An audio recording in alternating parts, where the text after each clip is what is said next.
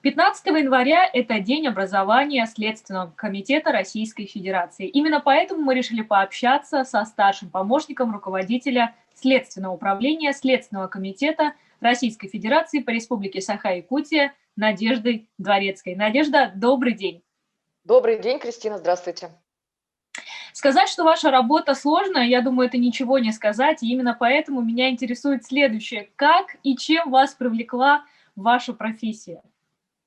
Я сразу должна сказать о том, что конкретно моя профессия, она со следствием связана, скажем так, как вспомогательная, можно сказать, вспомогательный сотрудник, потому что основную работу, конечно, делают наши следователи. И вот здесь вот уже нужно отдать должное им, потому что действительно вы нисколько не преувеличили, сказав, что работа сложная, это ни о чем не сказать. И когда я общаюсь со своими коллегами, когда действительно я вижу, как они выезжают на места происшествий, как они работают с обвиняемыми, с потерпевшими. Это действительно вызывает очень большое уважение. И, как правило, в разговорах с такими людьми, когда задаешь им как раз-таки вот аналогичный вопрос, почему вот вы выбрали эту профессию, как вы к ней пришли, зачастую, конечно, слышишь о том, что действительно мечтал стать следователем с детства, либо пошел по стопам родителей, кого-то из родителей, и понимаешь, что действительно, наверное, следователем не становятся, наверное, им рождаются, потому что та нагрузка, тяжелейшая, психологическая, физическая нагрузка, она действительно дана не каждому. Если говорить конкретно обо мне, то, наверное, ну, действительно, это касательно моего рода занятий, то действительно это очень интересно, то, чем я занимаюсь. Интересно работать с людьми, интересно помогать следователям в какой-то мере, интересно рассказывать об их работе, потому что люди, которые, повторюсь еще раз, наверное, выбрали эту профессию, они действительно достойны очень большого уважения. И зачастую, к сожалению, люди не всегда видят все трудности, все сложности, и даже молодые выпускники институтов, приходя к нам, порой очень удивляются, когда им приходится начинать заниматься тем, собственно говоря, чему их учили. Потому что, как правило, теория – это одно, а практика – это совершенно другое.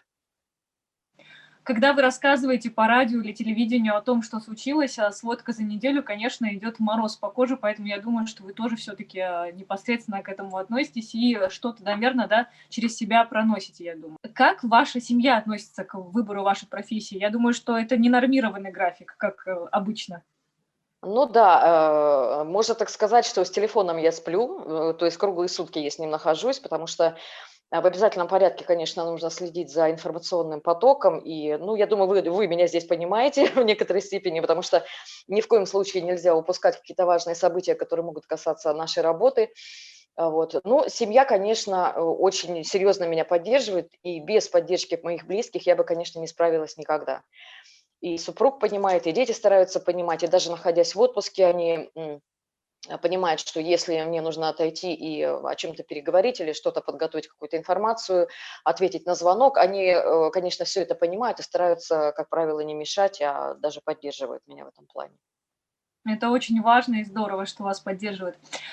2020 год, как уже принято говорить, был не очень легким. Не хочется говорить Действительно. сложным. Да. Как статистика изменилась в лучшую или в худшую сторону в этом плане? Ну, действительно, 2020 год внес определенные коррективы, наверное, в жизнь каждого человека, но можно сказать о том, что в минувшем году наши следователи, скажем так, поработали ударно, потому что они окончили более 900 уголовных дел, направили в суд 95 дел об убийствах, 54 по фактам причинения тяжкого вреда здоровью, который повлек смерть потерпевшего, и 71 уголовное дело закончено по преступлениям против половой неприкосновенности граждан. И каждый год мы видим, конечно, что количество преступлений в какой-то степени снижается, и это не может не радовать, но тем не менее приходится наблюдать, даже при небольшом количестве каких-то определенного вида преступлений, приходится наблюдать вещи, когда все-таки страшные какие-то события у нас происходят. И я думаю, что все помнят, все жители республики, наверное, помнят чудовищную трагедию, которая произошла в марте 2020 года, когда жертвами убийцы стала семья из 4 человек, причем двое маленьких детей тоже погибли, мальчики 5 и 8 лет.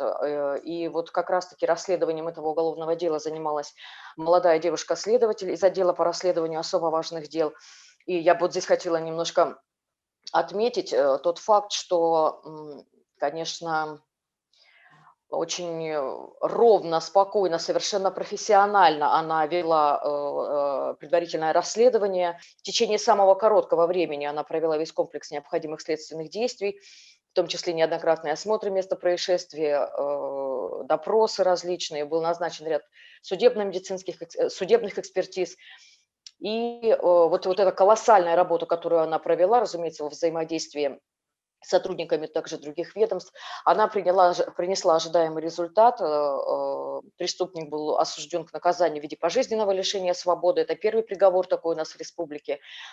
Ну и, конечно же, хочется надеяться, что таких преступлений станет как можно меньше, потому что не должно такого происходить в цивилизованном, по крайней мере, мире. И будем надеяться, что следующий год все-таки станет более позитивным. Да, и будет отличаться по статистике намного больше. Ну и ваши поздравления для коллег, и я в первую очередь хочу вас поздравить с профессиональным праздником. Спасибо, спасибо.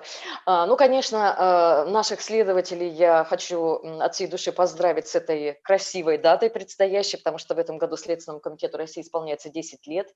Этап становления уже пройден, и можно смело утверждать, что, конечно, мне выпала большая честь работать с настоящими профессионалами, потому что, еще раз, наверное, повторюсь, может быть, сталкиваясь каждый день с их работой, наблюдая за ними, пытаясь понять, как они это делают, я в очередной раз убеждаюсь в том, что действительно наши следователи – это действительно большие молодцы.